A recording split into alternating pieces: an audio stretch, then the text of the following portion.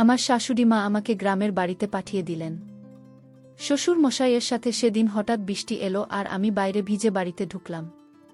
বুঝতে পারলাম শাড়িটা পুরো ভিজে গেছে। আর খোলা চুলগুলো কাঁধের উপর নেমে পড়ছে, বৃষ্টির জল মুখ দিয়ে গড়িয়ে পড়ছিল আর ঠান্ডা বাতাসে এক শীতল অনুভূতি হচ্ছিল। বৃষ্টিতে ভেজার অভিজ্ঞতা যেন একেবারেই অন্যরকম ছিল। ঘরের মধ্যে মোমবাতির মৃদু আলো আর বাইরে বৃষ্টি ঝিরঝির আওয়াজ পুরো পরিবেশটাকে অসাধারণ করে তুলেছিল।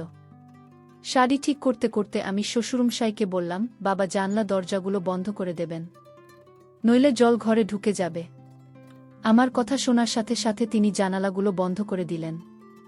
কিন্তু তার দৃষ্টিটা কিছুক্ষণ আমার উপর স্থির ছিল। তিনি কিছুক্ষণ আমাকে দেখলেন। সম্ভবত দেখছিলেন আমি পুরোপুরি ভিজে গেছি কিনা। আমি তার এই দেখাটা অনুভব করলাম, কিন্তু কিছু না দেখার ভান করে বললাম, বাবা মোমবাতিটা নিয়ে উপরের ঘরে চলুন, যেন আমি কাপড় বদলাতে পারি আর একটু আরামে বসতে পারি। শ্বশুরমশাই কিছুক্ষণ পরে তার দৃষ্টি সরিয়ে নিয়ে বললেন, ঠিক আছে বোমা, চলে উপরের ঘরে যাই। আমরা দুজন উপরের ঘরে গেলাম। তারপর আমি বাথরুমে গিয়ে বাবাকে ডেকে বললাম, বাবা এখানে এতগুলো কল কেন খোলা রাখছে, আপনি এখানে দেখুন এবং জল বন্ধ করুন। শ্বশুর বা বাথরুমে এসে দলগুলো বন্ধ করতে লাগলেন। ঠিক তখনই আমার বাবা হঠাৎ চলে গেল আর আমাকে তখনই ধরে ফেললেন। আমার মনে তখন বেশ অস্বস্তি হচ্ছিল, কিন্তু আমরা দ্রুত পরিস্থিতি সামলে নিলাম। শ্বশুরমশাই আমাকে বাথরুমে তার নিজের ইচ্ছামতো বাকিটা গল্পটা শোনাচ্ছি। তাহলে চলুন মূল ঘটনাটি শুরু করি। বন্ধুরা, মূল ঘটনাটি শুরু করার আগে তোমাদের কাছে একটা অনুরোধ, তোমরা আমার চ্যানেলটিকে সাবস্ক্রাইব করে পাশে থাকবে। যাই হোক, এমন সময় আমার শাশুড়িমার ফোন এল। আমি আগে থেকেই বুঝতে পারছিলাম যে কিছু একটা গুরুত্বপূর্ণ কথা হবে, কারণ তিনি সাধারণত তেমন কোনো কারণ ছাড়া এত তাড়াতাড়ি আমাকে ফোন করেন না। আমি তখন অফিসে ছিলাম। আমি ফোনটা তুলে নিলাম এবং তারপরে হালকা লক্ষ্য করলাম। তিনি সরাসরি বললেন, বোমা, তোমাকে তোমার শ্বশুরের সাথে গ্রামে যেতে হবে, অনেক গুরুত্বপূর্ণ কাজ আছে। আমার শাশুড়িমার কথা শুনে আমি একটু অবাক হয়ে গেলাম। আমার মাথায় তখন এই ভাবনা এল, কেন তিনি নিজে যাচ্ছেন না, আর কেন আমাকে যেতে হবে? আমি শান্তভাবে বললাম, শাশুড়িমা, আপনি এবং আপনার ছেলে কি একসাথে যেতে পারতেন না? আমার অফিসের কাজ হয়েছে। শাশুড়িমা একটু গম্ভীর হয়ে বললেন, বৌমা, তুমি তো জানো আমি যখনই বাইরে যাই আমার শরীরটা ভালো থাকে না, আর তোমার স্বামী সবসময় নিজের কাজে ব্যস্ত থাকে বা তার বন্ধুদের সাথে সময় কাটায়। ওকে বোঝানোর চেষ্টা করেও কোনো লাভ হয় না, তাই আমি তোমার উপরে ভরসা করেই। বোমা, তার কথায় একটা সত্যতা ছিল। আমার স্বামী সত্যিই তার বন্ধুদের সাথে সময় কাটাতে বেশি পছন্দ করতেন, আর বাড়ির কাজের ব্যাপারে তার কোনো আগ্রহ ছিল না। পরিস্থিতি বুঝে আমি শাশুড়ি মাকে বললাম, ঠিক আছে শাশুড়িমা, আপনি যেমন চান। শাশুড়িমা তখন শান্তভাবে বললেন, বোমা, তোমাকে প্রপার্টির কাজ দেখাশোনার জন্য যেতে হবে। এটা খুব জরুরি, আর তুমি ঠিকভাবে সামলে নিতে পারবে শ্বশুরের সাথে। সোমবার থেকে বুধবার পর্যন্ত সেখানে থাকলেই চলবে। বৃহস্পতিবার কাজ শেষ করে তুমি শুক্রবার বা শনিবার বাড়ি ফিরে আসতে পারবে। আমি তাকে আশ্বস্ত করে বললাম, ঠিক আছে শাশুড়িমা, আপনি চিন্তা করবেন না, আমি বাবার সাথে চলে যাব। আমি দ্রুত সিদ্ধান্ত নিলাম এবং ভাবতে লাগলাম যে গ্রামের বাড়িতে যাব আমার জন্য একটি নতুন অভিজ্ঞতা হতে পারে। আসলে অনেক দিন ধরেই আমি বাড়ি আর অফিসের কাজের মধ্যে আটকে ছিলাম, তাই একটা বিরতির প্রয়োজন অনুভব করছিলাম। শাশুড়ি মা ঠিকই বলেছিলেন, গ্রামের বাড়িটা বেশ সুন্দর এবং সুন্দর ছিল। হয়তো এই পরিবর্তন আমার জন্য একটু নতুনত্ব নিয়ে আসবে। তো বন্ধুরা, এবার আমি আপনাদের আমার শ্বশুরের ব্যাপারে বলি, মানে আমার শ্বশুরমশাইয়ের ব্যাপারে। আমার শ্বশুরমশাইয়ের বয়স প্রায় 65 বছর হবে, কিন্তু তিনি এই বয়সেও বেশ শক্ত, সমর্থ এবং পরিশ্রমী। আমাদের ব্যবসার শুরু থেকে ভালোই চলছে, তাই আমাদের পরিবারে কোনো কিছুরই অভাব নেই। আমাদের বাড়িতে গাড়ি, চাকর বাকর এবং বড় একটা গ্রামের বাড়ির সবই আছে। আমার একটা মেয়ে আছে, তবে সেই টেস্টের পদ্ধতির মাধ্যমে জন্মেছে। হ্যাঁ, আমার মেয়ে আমার স্বামীর মাধ্যমে জন্মায়নি, কারণ আমার স্বামীর সেই ক্ষমতা নেই। এই সত্যটিকে বল আমি এবং আমার শ্বশুরমশাই জানেন, বাড়ির অন্য কেউ, এমনকি আমার শাশুড়ি মা ও এ ব্যাপারে কিছু জানেন না। যখন শাশুড়ি মা আমাকে গ্রামের বাড়িতে যেতে বলেছিলেন, আমি ভেতর থেকে একটু খুশি হয়েছিলাম। আমি পরের দিন গ্রামের বাড়িতে যাওয়ার প্রস্তুতি নিতে শুরু করলাম। এরপর আমি আমার শ্বশুরমশাই ঘরে গেলাম। আমাদের বাড়িতে সবসময় একটি নিয়ম ছিল যে মহিলারা বাড়ির ভেতর মাথায় শাড়ির আঁচল রাখবে। আমাদের বাড়ির নিয়ম ছিল যে কোনো পুরুষের সামনে মাথার আঁচল ছাড়া থাকা ঠিক নয়।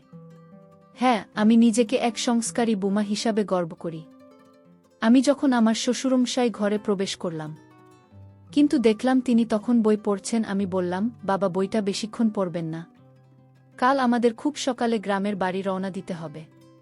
আপনি তো নিজে আমাকে বলেছিলেন আমার শ্বশুরমশাই ব্যাগে কিছু প্রয়োজনীয় জিনিস রেখেছিলাম। তবে যখন লক্ষ্য করলাম তার মনোযোগ অন্য কোথাও ছিল। তিনি বইয়ের দিকে না তাকিয়ে অন্য দিকে দেখছিলেন। একটা বিষয় বলা হয়নি, আমার নাম শ্রেয়া। আমি একজন সাধারণ কিন্তু আত্মবিশ্বাসী নারী যে একটি সুশীল পরিবার থেকে এসেছে। আমার বয়স 25 বছর, উচ্চতা 5 ফুট 2 ইঞ্চি, এবং আমি একটু স্বাস্থ্যবান। আমার গায়ের রং ফর্সা। আমি একজন সাধারণ মেয়ে যে পরিবার ও সমাজের নিয়মের মধ্যে জীবনযাপন করেছি। কিন্তু এবার গল্পে কিছু একটা আলাদা ঘটছে। এমন কিছু যা আমার জীবনে এক নতুন নোট নিয়ে এসেছে, যা আমি কখনো স্বপ্নেও ভাবতে পারিনি। আমরা দুপুরের পরে একটু দেরিতে রওনা হলাম। আমরা গাড়িতে যাচ্ছিলাম, আর আমার শ্বশুরমশাই গাড়ি চালাচ্ছিলেন।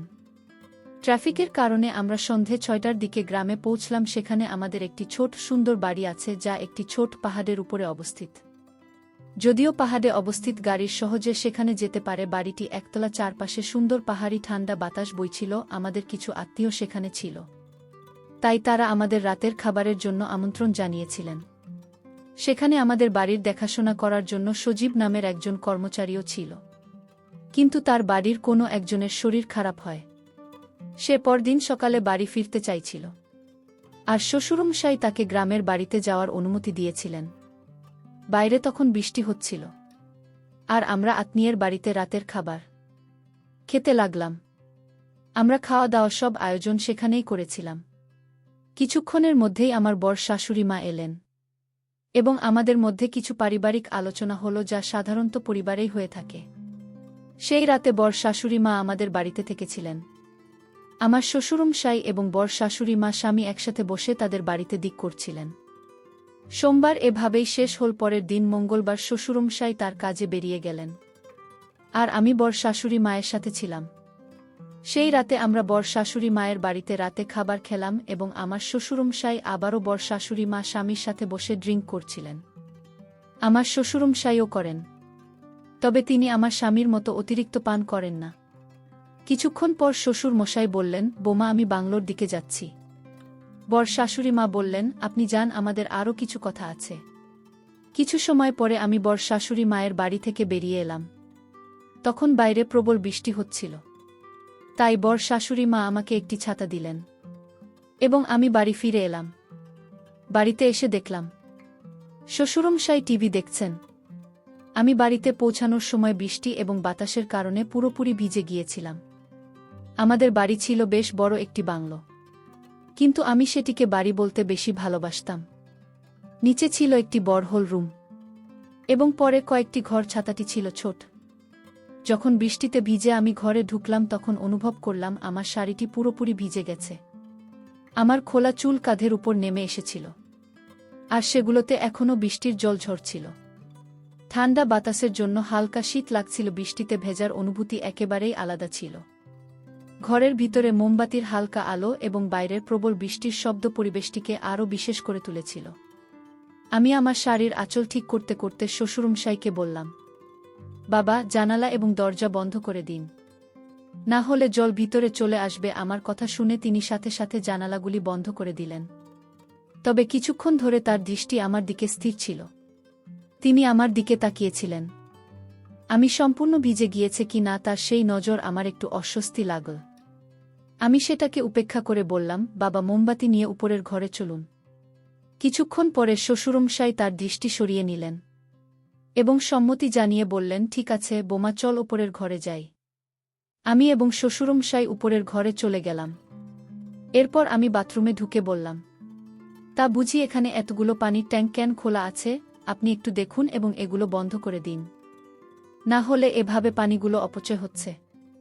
শ্বশুর মশাই বাথরুমে এলেন এবং ক্যাম্পগুলো বন্ধ করতে শুরু করলেন। দেখলাম শ্বশুরমশাই নির্ভয়ে আমার দিকে তাকিয়ে আছেন, যেন ভয়ে আছেন। আমি কিছু বলি কিনা, বৃষ্টির জন্য আমার শাড়ি পুরোপুরি ভিজে গিয়েছিল, আর তিনি আমার দিকে এক দৃষ্টিতে তাকিয়েছিলেন। একদিন এরকমই হয়েছিল। আমার শ্বশুরমশাই প্রায় বন্ধুদের সাথে বাইরে ঘুরতে যেতেন। একদিন সকালে আমি দোকানে গিয়েছিলাম, তখনও বৃষ্টি হচ্ছিল। আমি যথারীতি মাথায় শাড়ির আঁচল নিয়ে বেরিয়েছিলাম। আমি খুবই পরম্পরাগত মানসিকতার বড় ছাতা নিয়ে দেখলাম শ্বশুর পাশেই রাস্তার পাশে দাঁড়িয়েছেন। আমি ছাত্রী তার দিকে বাড়িয়ে দিলাম, কিন্তু দেখলাম তিনি আমার দিকে এক দৃষ্টিতে তাকিয়ে আছেন। তার চোখ যেন আমার দিক থেকে সরতেই চাইছিল না। মনে হচ্ছিল আমাকে তিনি কিছু বলতে চান। বাড়ি ফিরে এসে আয়নায় তাকিয়ে দেখি যা আমার চেহারা আলাদা, একটা সৌন্দর্য এনে দিয়েছে। এরপর আমি কিছু দরকারি জিনিস নিয়ে ঘরের কাজ করতে শুরু করলাম। আমি কাজ করতে করতে ভাবছিলাম এটা বেশ মজার বিষয় যে এমন একটা পরিস্থিতিতে নিজেকে খুঁজে পাচ্ছি। তাই ইচ্ছে করে শ্বশুরমশাই সামনে দিয়ে আসা যাওয়া করছিলাম, আর আমি আমার উপস্থিতি তার নজরে আনতে চেষ্টা করতাম। শ্বশুরমশাইও মাঝে মাঝে তাকিয়ে দেখতেন, আর কিছুটা হাসি মুখে তার অভিব্যক্তি লক্ষ্য করতাম। আবার কিছুক্ষণ পর শ্বশুরমশাই ঘরে ফিরে এলেন। সেখানে আমি শাড়ি বদলাতে গেলাম। শ্বশুরমশাই তখন বারান্দায় বসে বিশ্রাম নিচ্ছিলেন। দরজা সামান্য খোলা রেখেছিলাম কারণ ঘরে একটু বাতাস আসার দরকার ছিল। শ্বশুরমশাইও বাইরে বসেছিলেন, তবে তার উপস্থিতি তেমন গুরুত্ব দিচ্ছিলাম। আমার শাড়ি বদলানোর সময় আমি পুরোপুরি নিজের কাজে মনোযোগ দিচ্ছিলাম, যদিও ঘরের পরিবেশে একটা অন্যরকম মৃদু অস্বস্তি টের পাচ্ছিলাম। কিন্তু এটিকে খুব সাধারণভাবে নিলাম এবং আমি কাজ চালিয়ে গেলাম। আমি লক্ষ্য করেছিলাম শ্বশুর আব্বা তখন বারান্দায় বসে বিশ্রাম নিচ্ছিলেন। আমি বুঝতে পারছিলাম যে তিনি আমার কিছু কাজ খেয়াল করছিলেন। তিনি এটা কিছুটা ঠিক করেছিলেন। ঘরটি কিছুটা অন্ধকার ছিল, তবে মোমবাতির নরম আলো ঘরের পরিবেশকে একটু আলাদা করে তুলেছিল। আমার শ্বশুরের মধ্যে বেশ কিছুটা দূরত্ব ছিল। তিনি সোফায় বসে বাইরে তাকিয়েছিলেন এবং আমি আমার কাজ নিয়ে ব্যস্ত ছিলাম, যা বেশ শক্ত হওয়ায় খুলতে কিছুটা সময় লাগছিল। অবশেষে অনেক চেষ্টা করে বোতামটা খুলতে পেরেছি। শ্বশুর আব্বা যখন ধুতিটা একটু ঠিক করছিলেন এবং তার সামান্য নড়াচড়া ঘরের অন্ধকারের মধ্যেও আমি দেখতে পাচ্ছিলাম। হয়তো তিনি তখন চারপাশের সব কিছু ভালোভাবে লক্ষ্য করতে পারছিলেন, কারণ রাত তখন প্রায় 1টা। আমি শ্বশুর আবার দিকে একটু বেশি ঘুরে গিয়েছিলাম। আমার চুরির শব্দ ঘরে প্রতিধ্বনিত হচ্ছিল। শাড়ি পাল্টাতে পাল্টাতে আমি বললাম, বাবা, আজ আপনার দিন কেমন কাটল? আজ তো অনেক কাজের মধ্যে ছিলেন, মনে হয় ক্লান্ত হয়ে পড়েছেন। শ্বশুর আব্বাই দুটির কিছুটা ঠিকঠাক করতে করতে বললেন, হ্যাঁ বোমা, আজ কাজ অনেক ছিল, কিন্তু আমি ক্লান্ত নই। এই গ্রামের বাতাসে যেন প্রাণ ভরে দেওয়া যায়। আমি ইতিমধ্যেই আমার শাড়ি পরেছিলাম এবং এরপর ধীরে ধীরে বাকি জামা গুছিয়ে নিচ্ছিলাম। সেই সময় আমি শ্বশুর আব্বার সঙ্গে কথোপকথন চালিয়ে যাচ্ছিলাম। ঘরে বিদ্যুৎ ছিল না, তাই আমি একটা মোমবাতি জ্বালিয়েছিলাম, যার আলোতে শ্বশুর আবার মুখটা ঠিকভাবে দেখা যাচ্ছিল না। আমি শ্বশুর আব্বাকে বললাম, আব্বা, মা আর কাকে নিয়ে খুব চিন্তায় আছি। শ্বশুর আব্বা বললেন, বোমা, তোমার চিন্তা করার কিছু নেই। আমি বললাম, বাবুজি, গত রাতের মতো আজও বারান্দায় শুতে যাবেন না। বাইরে আজ অনেক বাতাস আর ঠান্ডা, আমাদের বিছানাটা বড়। আমার সঙ্গে বিছানাতেই শুয়ে পড়বেন। আমার কথা শুনে তিনি চুপ থাকলেন, কিছু বললেন না। তারপর হালকা হাসি দিয়ে শ্বশুর আব্বাকে জিজ্ঞেস করলাম, শ্বশুর আব্বা, আমার শাড়ি কেমন লাগছে? বাবা বললেন, একটু অবাক হয়ে তাকালেন। আমি আবার বললাম, বাবা, নতুন শাড়িতে কেমন লাগছে? এরপর আমি বারান্দার দিকে হাঁটতে শুরু করলাম। বাবা তখনও বসেছিলেন আমার দিকে তাকিয়ে। আমি বললাম, বাবা, যে আপনি বারান্দায় আসুন, একটু গ্রামের বাতাস খেতে ভালো লাগবে। শ্বশুরমশাই কিছুক্ষণ পর বারান্দায় এলেন। আমি তাকে আবার জিজ্ঞেস করলাম, বাবুজি, বলুন তো আমাকে শাড়িতে কেমন লাগছে? আমি যখন মাথায় পোল দিয়ে দাঁড়িয়েছিলাম, শ্বশুর আব্বা বললেন, হ্যাঁ বোমা, তোমাকে অনেক সুন্দর লাগছে শাড়িতে। এরপর বললাম, আপনার সঙ্গে একটা কথা বলার আছে। শ্বশুর আব্বা বললেন, হ্যাঁ বোমা, কি কথা? আমি বললাম, বাবুজি, আপনার মনে আছে যখন আপনার বন্ধু বা আমার স্বামীর বন্ধুরা আসে, আমি আপনাকে বলি তাদের জন্য জানিয়ে যান? বাবুজি বললেন, হ্যাঁ বোমা, মনে আছে। আমি বললাম, তারা আমায় এক বিশেষ দৃষ্টিতে দেখে, কিন্তু এতে আমার অনেক অস্বস্তি লাগত। বাবা একটু চিন্তিত হয়ে বললেন, বোমা, এইভাবে ভাবার কোনো দরকার নেই। আমি হালকা হেসে বললাম, বাবুজি, এই বিশ্বাসটা আমাদের মধ্যে থাকুক।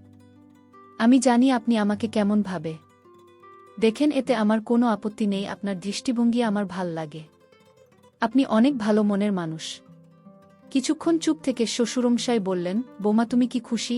আমি হেসে বললাম, বাবা এবার আসল কথায় আসি। শ্বশুর আব্বা বললেন, হ্যাঁ বৌমা, কি কথা, সংকোচ করো না, বলো। আমি বললাম, বাবুজি আপনি কি মনে করেন আমি সত্যিই খুশি? হ্যাঁ, আমরা ধনী, আমাদের সব কিছু আছে, গাড়ি বাড়ি টাকা, কিন্তু এর পরেও কি আমি খুশি? বাবুজি বললেন, বোমা তোমাকে খুশি দেখতে আমার ভালো লাগে, কিন্তু তুমি খুশি নও কেন বলো? আমি একটু চুপ থেকে বললাম, শ্বশুর আব্বা আপনার ছেলে। শ্বশুরমশাই প্রশ্ন করলেন, আমার ছেলের কি সমস্যা আছে বলো?